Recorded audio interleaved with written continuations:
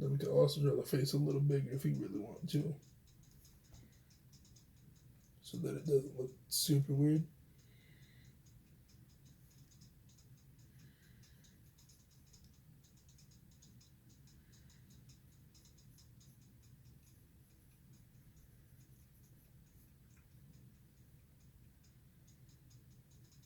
Mm-hmm.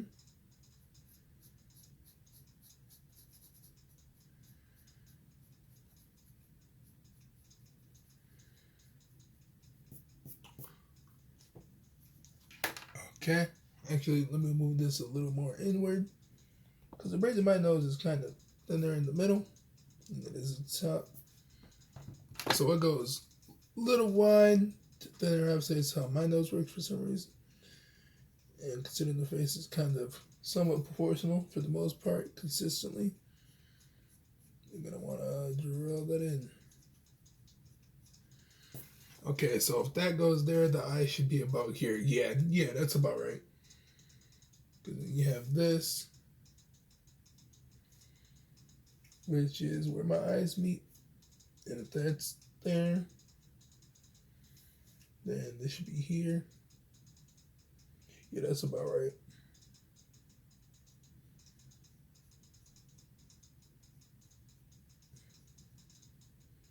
Yeah, because basically the top of my nose is a weird sort of angle that I have for this photo, at least I would say so. But it makes sense.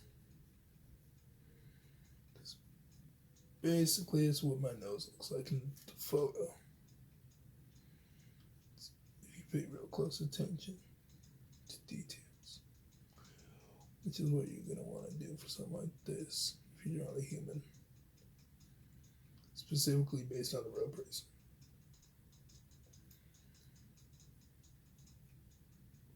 It's basically like all the details you're going to want to have in the nose. Now mine is a little bit off, but it's essentially like all the details you're going to want to have in the face. But then we could like lighten some areas up, darken some areas up, kind of like what we have for our reference. Because light really affects those sort of patterns that you have in your face, like structure, essentially, that sort of stuff. So it really alters.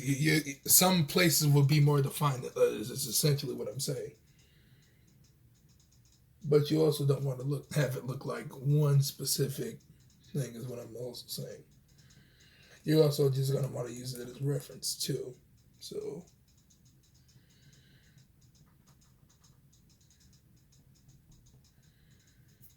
yeah, you don't have to darken this whole face in terms of structure, but you do have to have it so that it makes logical sense in terms of how you're structuring the face. It's basically what I'm saying. For all this, then I'm gonna do like a 1/4 inch apart. So about from where we drew those lines, about this far. Because if you remember, we made this about here, here. This should be going here. Okay, so if that's that long, if you have this much headspace, you're gonna want to lengthen it out. Considering the face is a little longer than that. Because here's the thing, when you take photos, it kind of warps it too. You gotta consider that. So it'll look weird to a little bit of an extent. Like this. See, the faces look fully 100% proportional because of the lighting. That's another thing you gotta think about too. Like, for the reference that I'm using for my face, the faces look 100% proportional because one side looks thinner than the other side, but that's also because of value. But also because of the possible angle that I'm using, so you gotta also consider that. But yeah, just know that the eye would meet here for the iris. That looks super weird.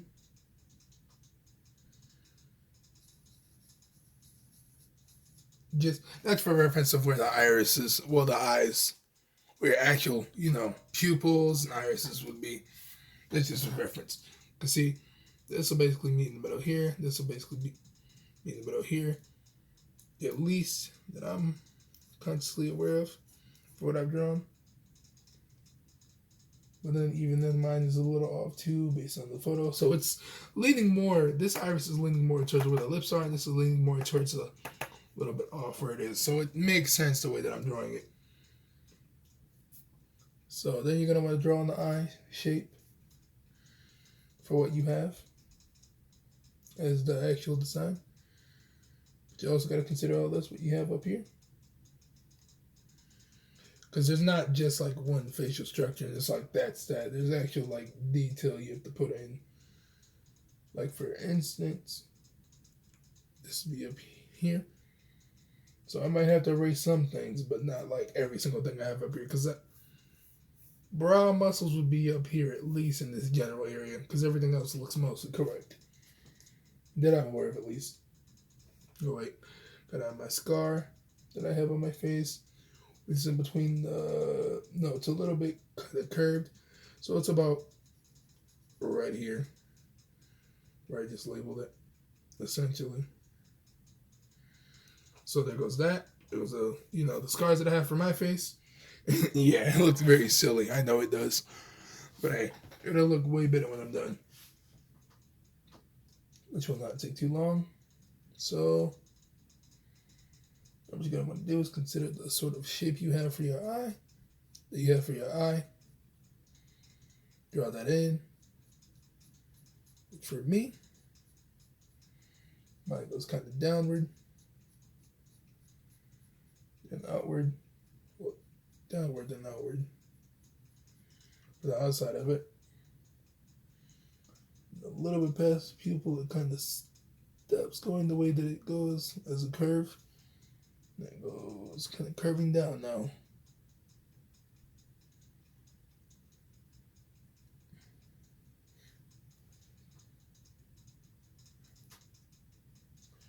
It also goes inward. So wherever I have that line at,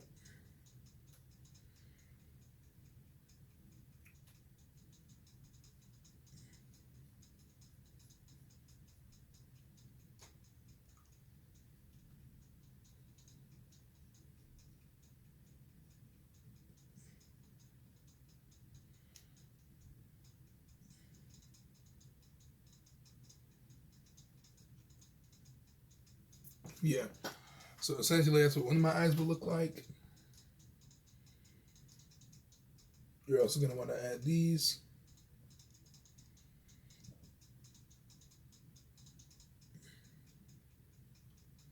Which is the eyelids, obviously. Draw that in. There's going to be tons of shadow up here too.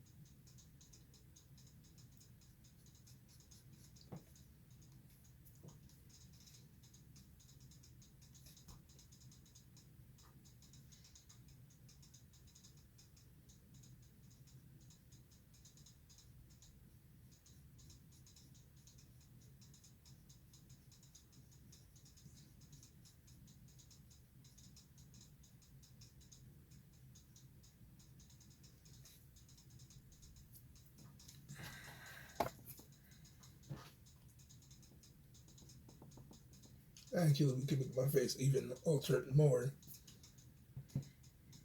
Make it look even a little more different.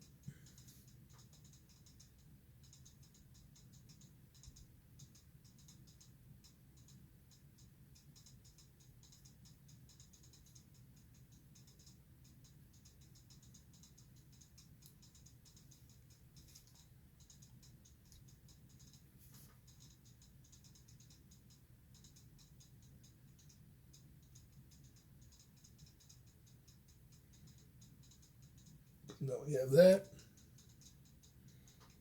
And we'll also have these eyelids at the bottom.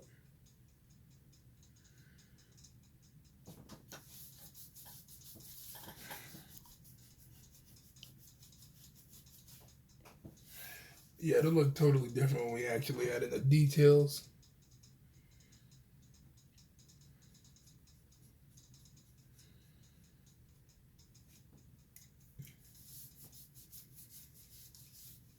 Nah, we're not gonna put in like cheekbones and whatnot. I do have those obviously, but they're not like super prominent. Excuse me. Something in my mouth, probably a feather or something by accident. I don't know how, but hey, you do what you gotta do.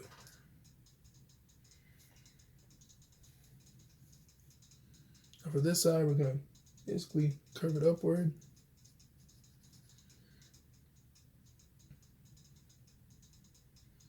Actually, we're gonna deep curve it. And what I mean by deep curve it, we're gonna deep curve it because if you look in the photo, which I had as reference, I pulled it up, but I have it over here. You know, it's not like my eyes are super droopy or nothing like that in terms of the facial structure that I have.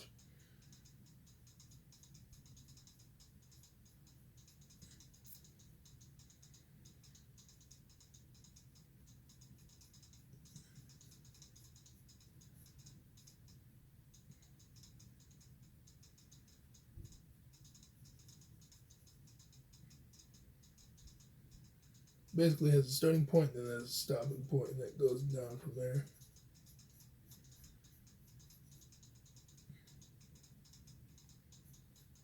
And it droops down very low.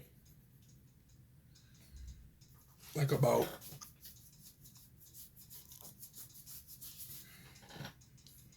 but if we really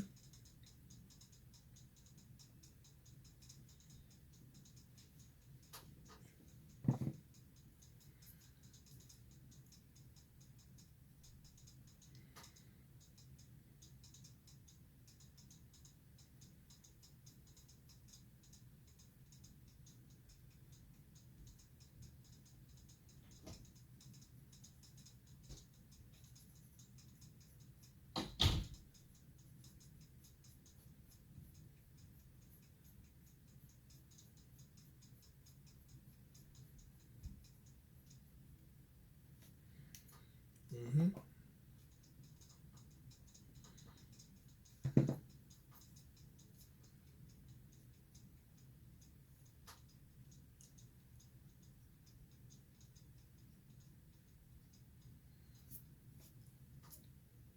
Just some more curving on it inward because that looks weird now.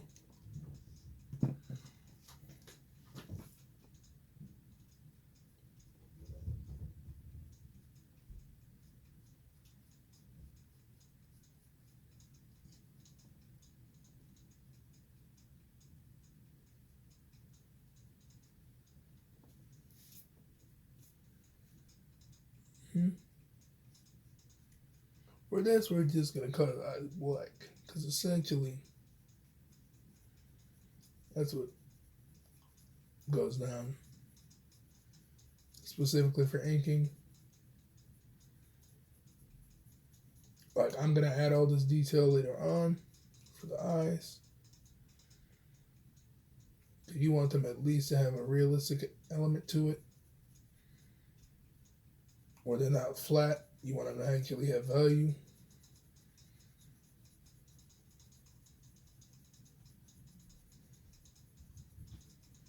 As they are also affected by the shadow above your eyelids, obviously, and a whole bunch of other stuff.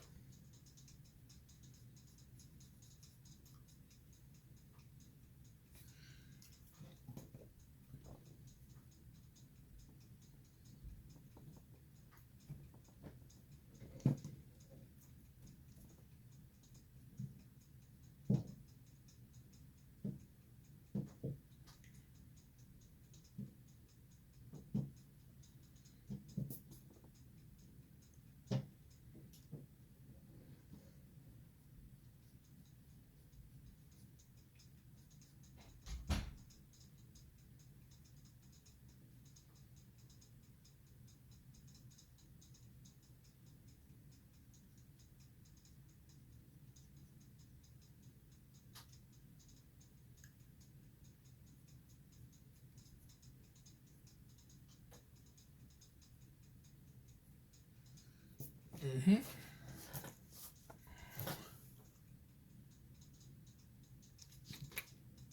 Yeah. Basically, you're gonna want as much detail and use as much reference as you can. So to say about that.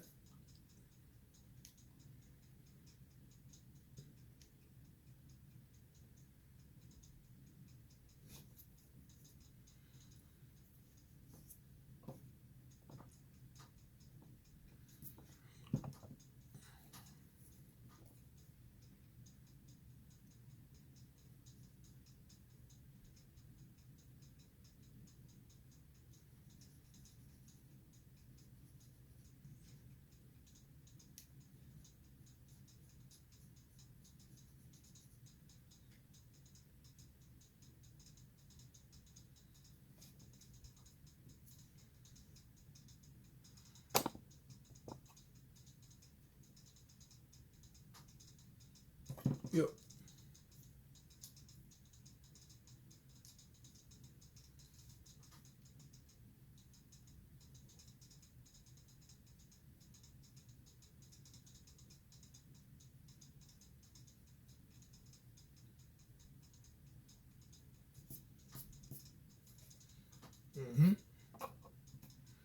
Because that for the eyes. Because my eyes are kind of shaped like that, to be honest with you guys, which is really enough, I think, mostly accurate for the most part. And so is most of the face. I believe so, at least. Yeah, if it looks weird to you guys, I can still always alter it, so. But I think I'm doing pretty good considering. But I am using reference and so on and so forth and those other stuff. But yeah, so that's what we have for the face so far. We're almost an hour in. So I'm going to have to cut it off in about 20 minutes and do a different one. And when I mean the different one, I mean there's in a different form of video.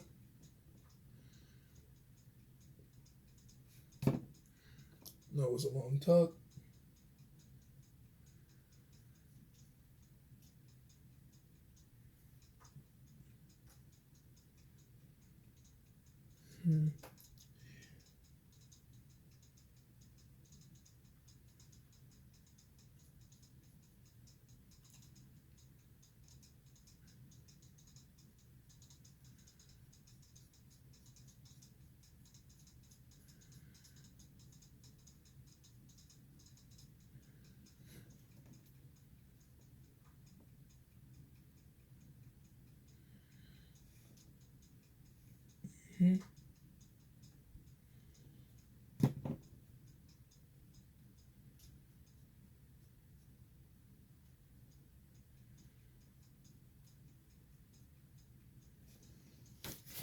Yep, we're doing pretty good considering the amount of time that we have. But please comment, like, share, and subscribe on this video. And watch the next one if you guys are very interested in my drawings overall. Please, thank you. Hi guys, welcome back to another video for the drawing concepts part 2 for a second cover. Last time we drawing my face. And we were trying to finish most of it. And then added something for the background, and then actually ink it for probably third one. So that'll be dope. But yeah, then you also, again, I want to consider where the brow muscles kind of hit at. So yeah. Oddly enough, I feel like I would look very silly with eyebrows. I mean, who wouldn't for the most part? But yeah, I think I really would look weird without eyebrows. Which is a very funny thing to say, in my opinion, but it is what it is.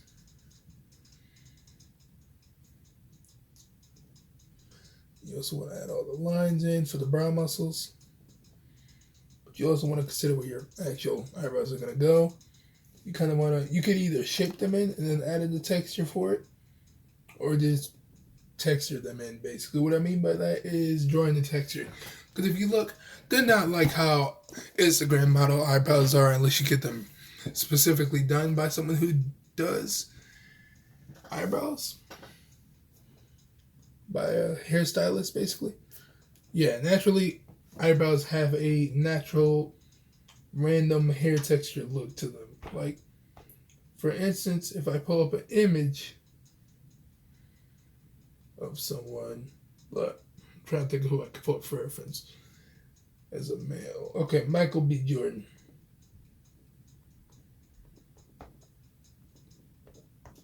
just as reference, just because I was just thinking about it, because I still got to do my Creed 2 piece. But yeah, for instance, we got Michael B. Jordan, right? This dude right here. You guys have seen the Creed, Black Panther, his Killmonger, that sort of thing. If you look at his eyebrows, they're not shaped like how you would see for a female who goes to the salon a lot, that sort of thing. They look naturally just like strands of hair that are on top of the brow muscles, which is basically what everybody usually has. And even for a female, I can pull up another person who probably doesn't get their eyebrows done like that, to be honest, or at all, and how they would naturally look. So, let's pull up Tessa Thompson as reference. Or maybe Alicia Keys, one of those two. Just, it's basically his reference.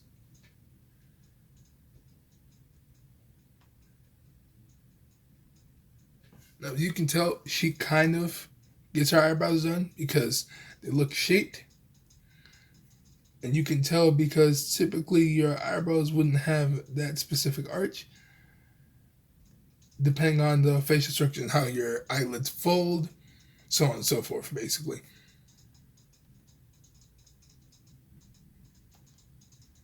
Because if you look here, these are probably more of her natural eyebrows.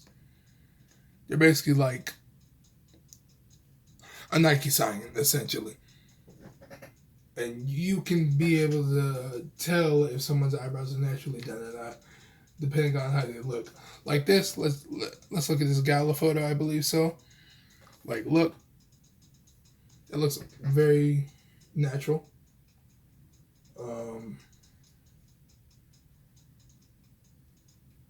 Yeah, like these look like her natural eyebrows, at least to me, based on what we see as normally with her without, Yeah, she's got her hair done wearing a little bit of makeup, but this is how she would naturally look, basically, for the most part, without the eyeshadow and so on and so forth. Like, there's so many things you can tell if someone has natural eyebrows. Like, it's pretty ridiculous. Like, a whole bunch of stuff you could probably look up and so on and so forth about human anatomy and facial structures in general. Like, it's crazy. And I can even just put in Lakeith Stanfield.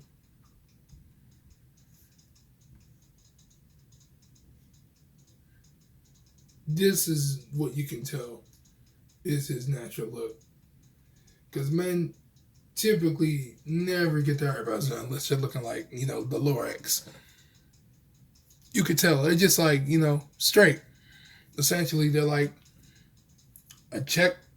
Okay, it's not a check mark. It's more of a triangle that becomes narrow at the end and enlarges at the bottom of a triangle. That's basically what his eyebrows look like.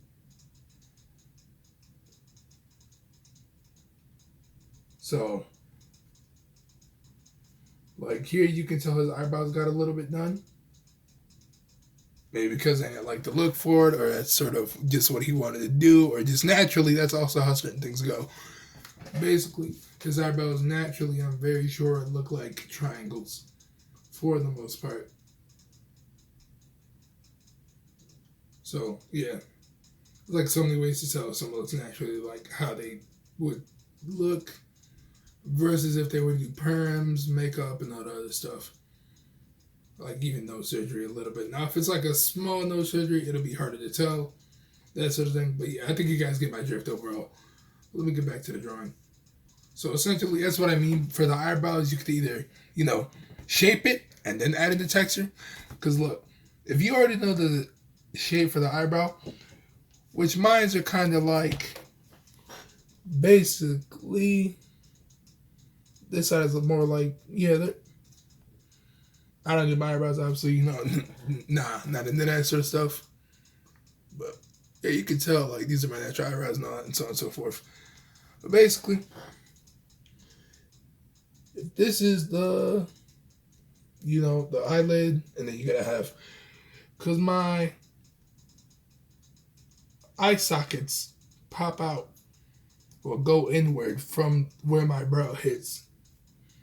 That is why you have all this cartilage that appears to go outward as well with my brow muscle. Because if I make a mad face, If anyone makes a mad face, usually their cartilage from their sockets pop out because you're straining a muscle from your forehead that connects to your eye socket. So yeah, it's typically what would happen if you have a mad face and so on and so forth. But even then, I feel like I got a good look so far, and we can just continue from here. So what I'm going to do is shape it only slightly. What I mean by that is I'm going to shape it slightly in terms of get the general shape in. So that even then if I can alter it a little bit, it won't be by a significant amount. Actually, this is a little bit more inward from where I drew it.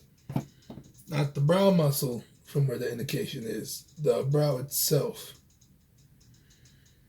Because your brow muscle is essentially where your eyebrows would be at for the most part. So look, I'm about to draw this in.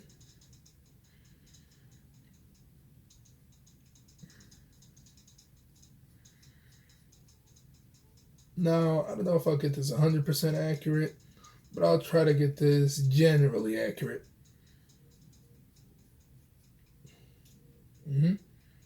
So we're going to want to look at the top part, because the top part of my brow muscle kind of extends pretty far out, like it's really weird.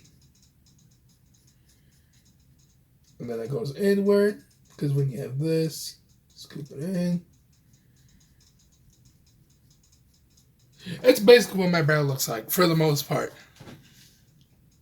Like if I were to shape it, and so on and so forth, and then you have extra hair over here, of course. That's just really random. But that's just how things work. So, you got that.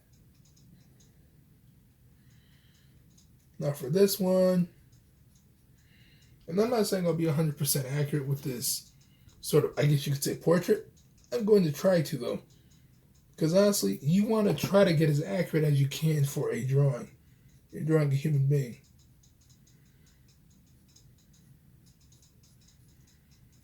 So that's what we're going to try to do.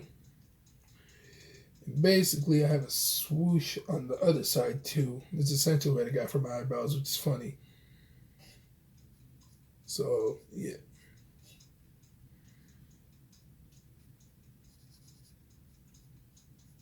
And you also want to kind of use this as reference. Yup. Yeah, you don't want to go too low, because if you notice, there's still a lot of cartilage on my face where my eye sockets are, depending on the facial thing that I'm doing, for the facial motion that I'm doing, which is kind of a sort of grumpy look to it, which makes sense, because that's kind of look that I want to have for this cover. Like, I don't know why, not really actually ever mad, but I want it to be, show that this character is not always mad, but just have a reference point, basically. Because if I were to look actually mad, right, I would have way more of my brow muscles appearing than it does normally. And I'll be able to show you in probably about a minute or two. But basically, that's how you would shape your brow muscle. No, sorry, your eyebrows, not your brow muscles. Sorry, it's like 12:32, apparently.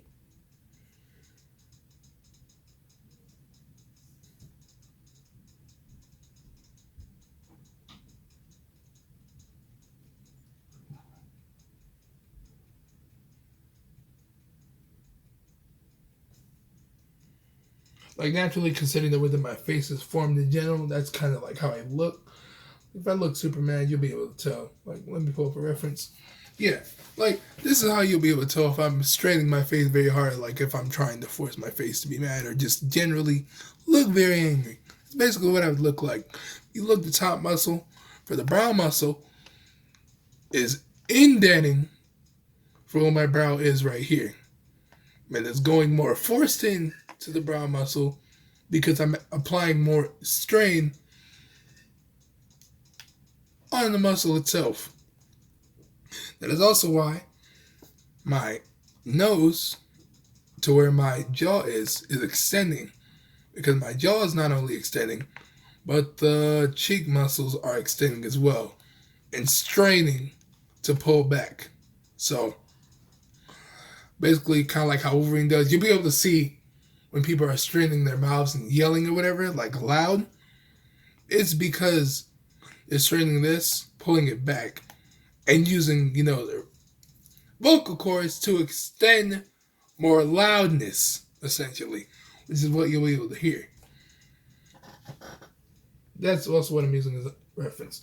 But yeah, and then also, if you notice, there are people get really mad, their eyes sort of kind of become sort of footballs, essentially, but more of triangles. Because if you look, this is what my face would probably look like normally, and this is what I would look like if I was really angry.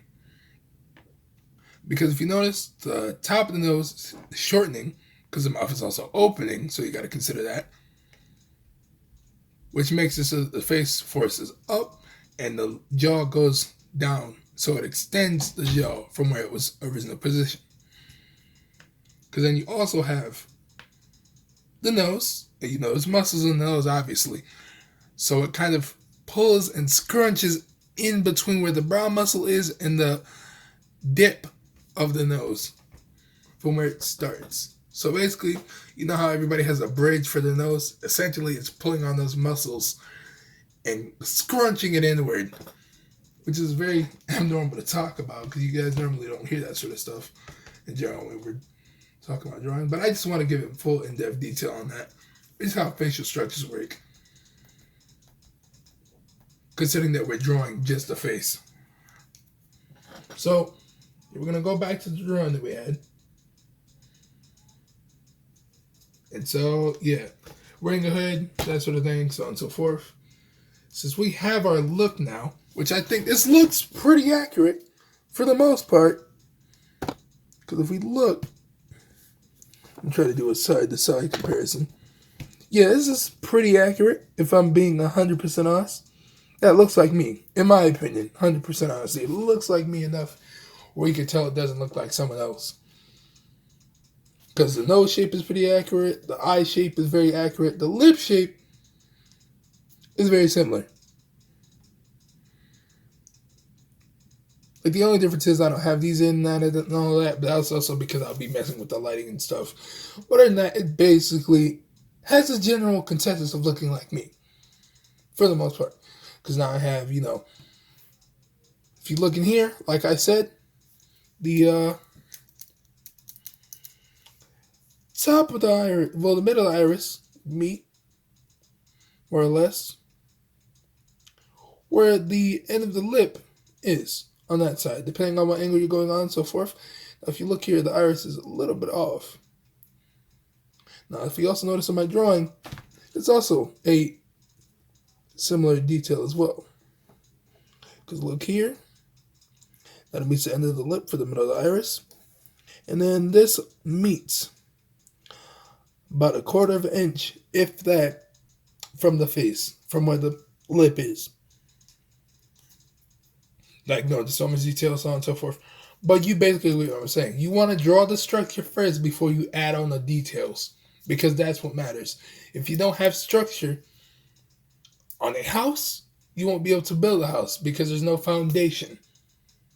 There's no structural input to show what goes where and specifically and how it would be affected by gravity, so on and so forth. You get what I'm saying, though. But yeah, that's why you want to always start with the construction of your piece before you fully add in all the details. Which is also why for this, my main character, I did, as you can tell, I drew all the specific parts of the anatomy that I wanted before I added all the details in.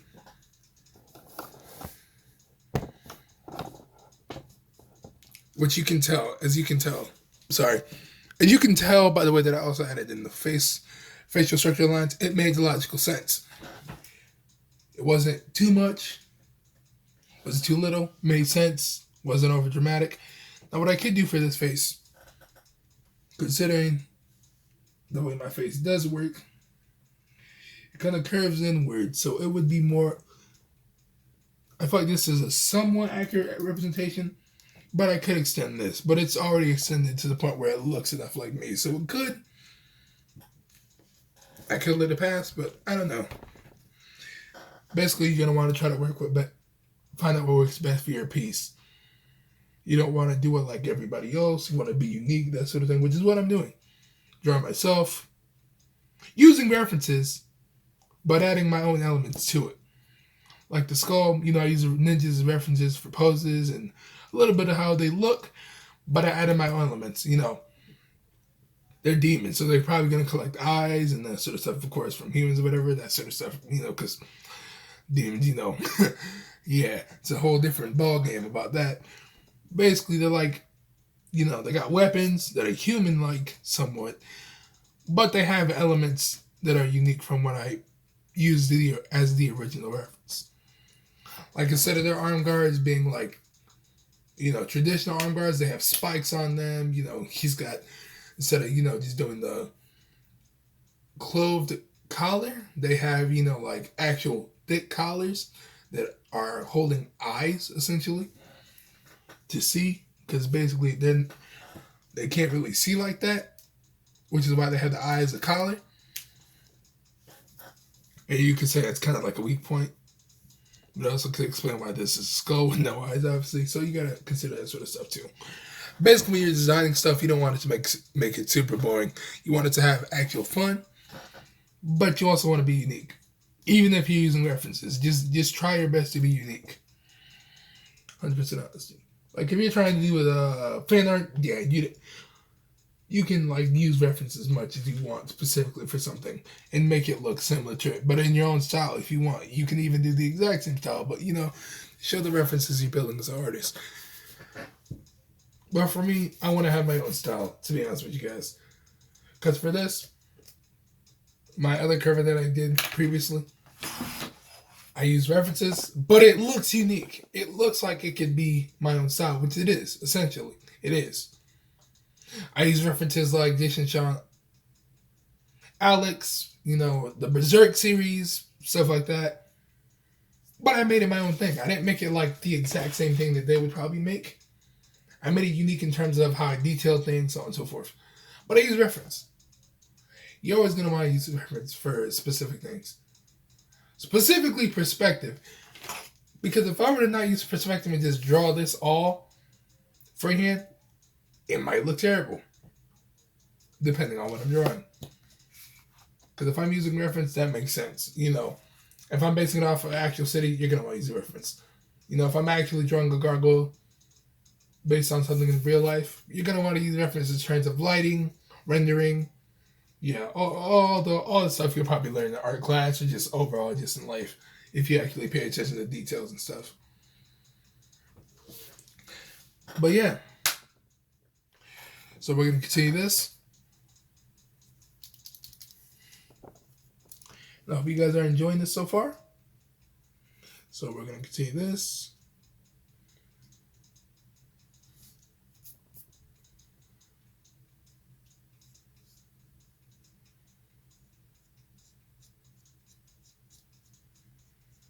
Now it's going to be a little different because we are using reference.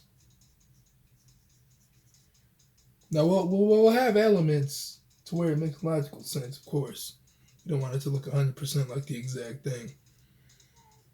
Because we're also using reference.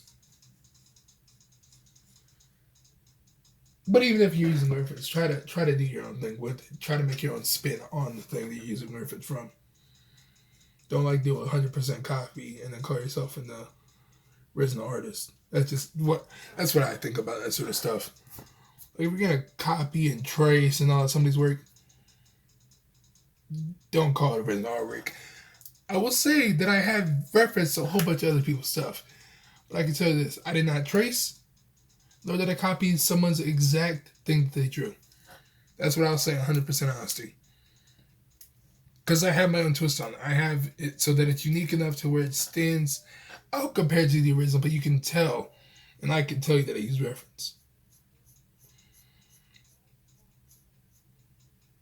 Like, even for this really detailed, oriented piece, you could be like, oh, this is really, unique. And so, look, I use reference. Buildings, use reference for perspective, in terms of perspective.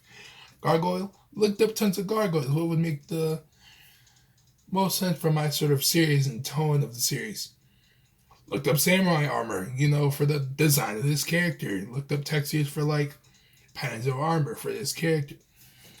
Like, look, y'all can say whatever y'all want. Reference helps. That's all I'm gonna say about it. Even I guarantee you, most movies use reference from real life. Because if you're trying to have something have realistic elements, use reference. Simple as that. Now, if it's the exact, look for look, exact same thing, it's not reference. It's essentially copying. But if I'm doing something like this, and I can say that I use reference, but I can also say that it is my own original piece in terms of concept, because my concept is, for the most part, no, actually it is. It's not for the most part. It is unique and different from what the original artist created. It is original artwork. Simple as that. And it's not like I'm like, I'm not going to credit art. Like, look, if you're copying someone else's artwork, you got to credit them, man. Like, it's simple as that. It's just rude and tasteless to just copy someone else's stuff and then say you made it and try to get credibility from it. Because in my opinion, that doesn't make you creative and so on and so forth. That makes you someone who doesn't want to, someone who doesn't want to put in the effort or time to do it yourself. To be honest with you. Now, if you're using stuff as reference and you're like, okay, I reference all this stuff or whatever, that makes logical sense. Because anybody can just quote references. But it's the way that you do them that makes, the way that you actually physically do something, create something, is what makes it original. Because let's be honest, anybody could have drawn this, but the way that I drew this is not going to be the exact same way as someone else's, if I'm being 100% honest. It's just fact. It's a fact. And even this piece, I'm not going to draw the exact same way that I'm using the reference for. Like, yes, it's really dope the way he uses his, line work, so on and so forth. I'm not going to do the exact same thing as him because I have my own style. I developed it, I put in time for it. Like, how he did with his piece, he put in the time and effort, has been working longer than I have because he's older than I am. But I'm not going to say I didn't reference this. I just can't. To me, it would be disrespectful to the artist. Now, for other people who's just like stealing art, you're not really doing yourself a service. You're really just doing yourself a disservice for doing that, in my opinion. But that's how I feel about that, for all you wondering about that sort of thing.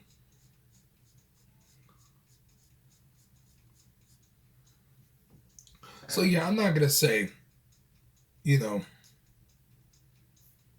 everything I do is 110% original, that sort of thing. I'm not going to say I don't use reference. I'll say this. I don't copy someone else's stuff like 100%. I use reference. That's all I can say about that. Now, if I'm doing like a study, obviously it's going to try to emulate the exact same thing I'm seeing. So it's going to seem like I copied it. But that's what you get when you do those sort of things. It's going to be a, trial and error sort of thing. You're going to try to emulate something that you're seeing physically there. You're not going to try to kind of be like, oh, okay, whatever. You're going to try to actually do 100% and so on and so forth, whatever. Try to make it look like what you're saying. Because that's what you're doing when you're doing, basically what you're trying to do is emulate what you see when you're doing a live drawing. But, yeah.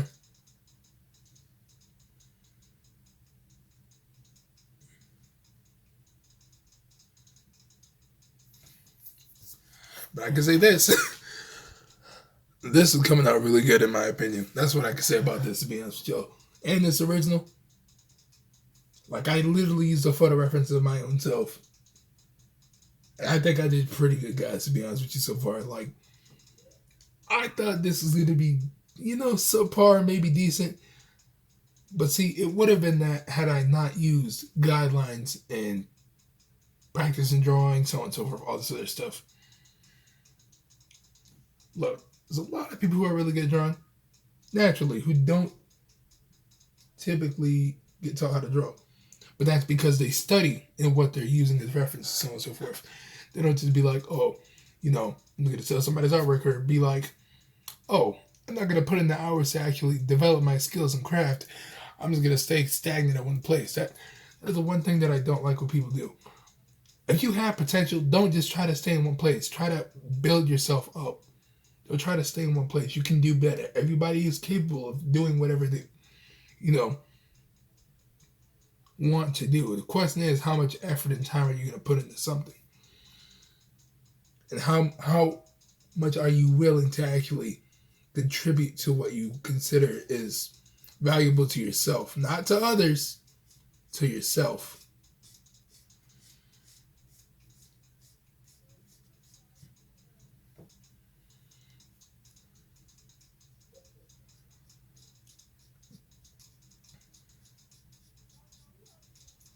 Yeah, like this, to me, I think I did a really good job, if I'm being honest with y'all. So far, at least for this face, because, man, I tell you, this was old me, drawing back in the day, I'd be like, man, this is kind of difficult, man. But, I learned how to draw, went to, classes for it back in high school, detail, I was always about my detail, obviously, but, like, even then, I put in the effort for it. You're not just going to learn something in a day. You're going to want to practice every single time you have time for it. Don't say you don't have time. Don't say, oh, yeah, I don't feel like it. Look, you do what you got to do, B. And actually, speaking of that, procrastination is the worst thing that can happen to any creator, which everybody is a creator. The question is, what are you trying to create and who is it for? And do you find it as actually worth bringing out into a part of reality instead of just doing it because you want to be famous? That's just overall my ideas on that sort of thing too. Tell me what you guys think about that as a topic. We could, have a whole discussion in the comments, because I'll read the comments if you guys put them down there. So,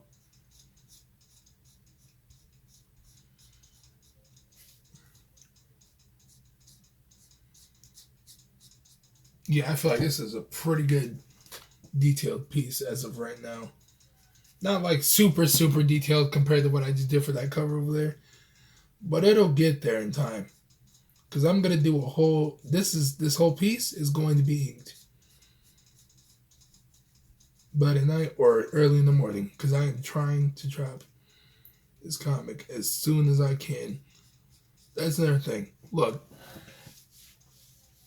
I'm going to be looking at movies, viewing movies, studying films actually too, for war scenes. Because it's more than just, oh yeah, this character, da-da-da-da, this and that. Look, the character is based on a destined sort of thing. But the question is, for those of you who do believe in destiny, that sort of thing, like, do you believe it's without human control, or do you think there's something that is beyond human control in terms of how our fate collides with one another or overall? Because to me, I honestly do believe some things are somewhat predestined to a certain extent, but I believe that it is not up to something or someone to define that for us and make that the ultimate end all. I feel like it's your decisions to a certain extent that lead things to happen the way they do. Not everything. Like, you can't control births, so on and so forth. But what you can try to do is make decisions that are, better in the long run than just trying to think about the short run of everything. That's what I'm just thinking, bro. But that's what I'm thinking, though. So there goes that. Let me put my charger on the phone. I had no idea it was at 4%. There we go. Hope it's